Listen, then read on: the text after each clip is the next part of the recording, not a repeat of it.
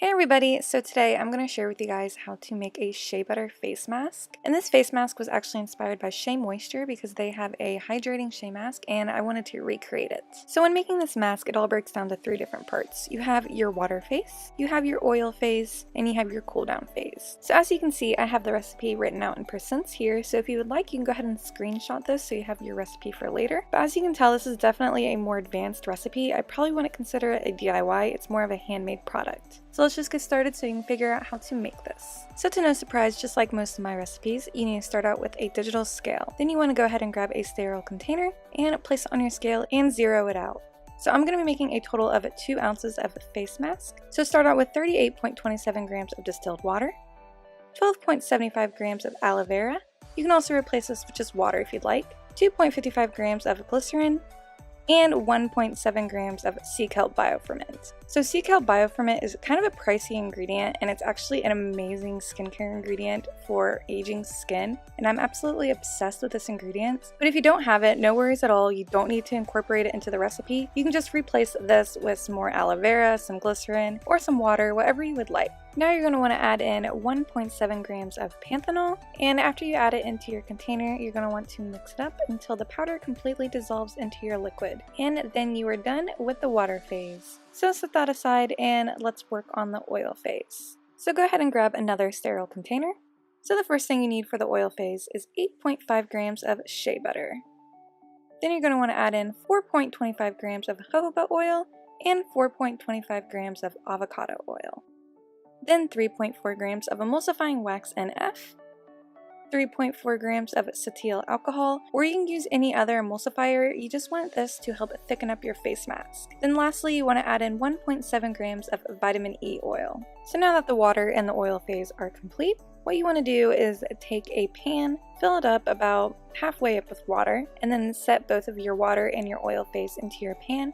And then you're going to want to set this on top of a stove over about, I'd say about a low to medium heat. And typically I like to let this sit for about 20 minutes. Just make sure you keep an eye on it so it doesn't get too hot or just nothing bad happens to it. And then once everything is nice and melted and heated, then this is what they're going to look like. And you want to pour the water phase into the oil phase. Don't pour the oil into the water because it can mess up the emulsion process. I'm not really sure the science behind that. Just do the water into the oil. So then you're going to want to take a hand mixer and blend everything together, and this process can take a little bit. You're going to want to blend it, let it sit for about a minute, come back, blend it again, and then just keep doing this for about 10 minutes until it's nice and blended and starting to emulsify. Then after that, you just want to let it sit to completely cool down, so then you can add in the cool down ingredients. So as you can tell, this has thickened up quite a bit, but it will definitely get thicker a little bit later. But for now, let's go ahead and add in the cool down ingredients. So the first thing you want to add in is your preservative. I'm using Leucidal SF Comple,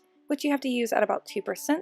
So I am adding in 1.7 grams of Leucidal SF Comple. And then I'm going to be adding in myrrh and frankincense essential oil. I'll be adding in 0.85 grams total of both of these. Then go ahead and blend everything up again one more time. Then I'm going to be taking a paper towel, wrapping it around with a rubber band, and letting it sit for about 24 hours. So after about 24 hours, everything will thicken up quite a bit and it'll become more of like a lotiony texture. So I'm just grabbing this 2-ounce glass jar, filling it up with my face mask, and you are complete. That is how you make a shea butter face mask. I know this is a bit of a more advanced recipe, but I really want to share with you guys this face mask because it is absolutely amazing. It is so good for dry skin, and I have really dry skin, so I'm absolutely in love with this face mask. So to use this face mask, it's rather simple. All you need to do is grab however much you want. It really doesn't matter. You can't add too much.